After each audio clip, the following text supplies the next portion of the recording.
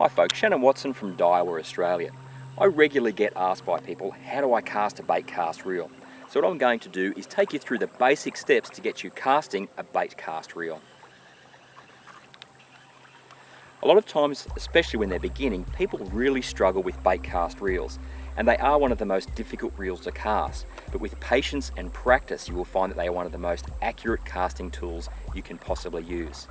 Now there's a few key points you need to pay attention to when you're learning to cast a bait caster.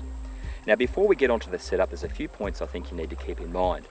When you're starting, what I suggest you do is cast a relatively heavy weight. That makes it much easier to pull the line off the reel. Don't go down to the park or down to an open area in really strong wind and try and cast a light lure. You're going to have yourself in for a whole world of pain. So get that heavier weight, and then what you need to do is you need to set up your bait cast reel correctly. Now what a bait cast reel has is two brake systems. It has the main adjustment brake, and then it has a magnetic cast control on the opposite side. Now the main control brake, this one here, is the first one you need to adjust each time you change your lure. Now what you need to do is you need to click the reel out of gear, and you do that by pressing down your thumb bar. Then what we do is we allow, by controlling our thumb, the lure to fall to the ground. Now once that lure falls to the ground, we don't want too many loose loops like this jumping up. So what we need to then do is just very marginally tighten up the brake on this side. What I do then is wind the lure up, and I'll try that again. I release it down to the floor slowly so that when it stops, I don't get an excessive amount of line flowing off the spool there. That then tells me that I have my main brake adjusted correctly to suit the particular lure I'm using. Now as I mentioned before, there's also a magnetic cast control. That's a fine tuning brake. We use the brake on this side, the handle side, to make our large adjustments. We use this one here to have our fine tune adjustments. Now sometimes you might need to make a few casts before you decide exactly where you need your magnetic cast control. To start out with, I'd say you generally need to have it from 8 and above. That'll help those little tangles in your little reel there. Okay, so now we've got our reel correctly adjusted according to the weight we're using. We've used our main brake on this side to get it so that the lure, when it falls to the ground, doesn't have an excessive amount of line flowing off that spool, and we're ready to cast. Now when you cast, I suggest you really take your time. There's no rush, take it nice and steady. Now when you're casting a bait cast reel, it is your thumb that controls the amount of line flowing off that reel. If you don't control the amount of line flowing off that reel with your thumb, that's when you get what's called a bird's nest, and that's the line jumping out of the back of the reel. Now the reason that happens is because your lure has stopped. It's hit the ground, and basically that line has nowhere else to go. It's going to jump out the back of the reel.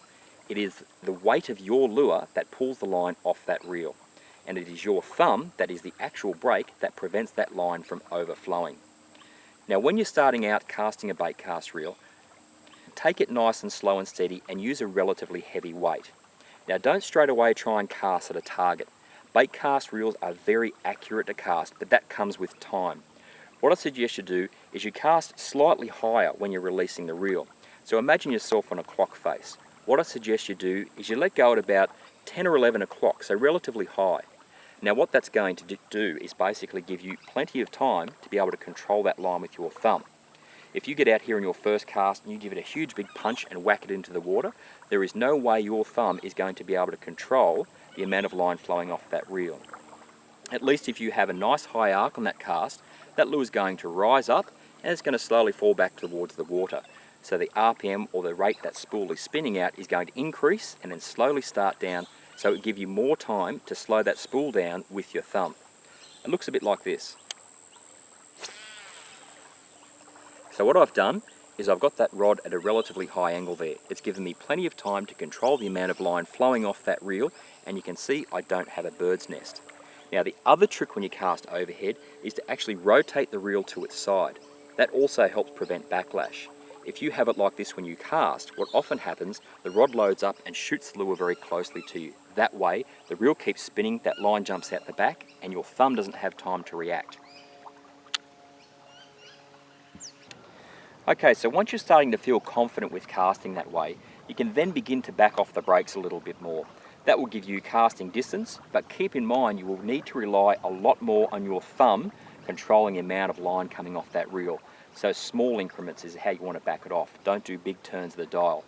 Then what you can also do is cast more aggressively, and you can cast a lot more flat towards the water.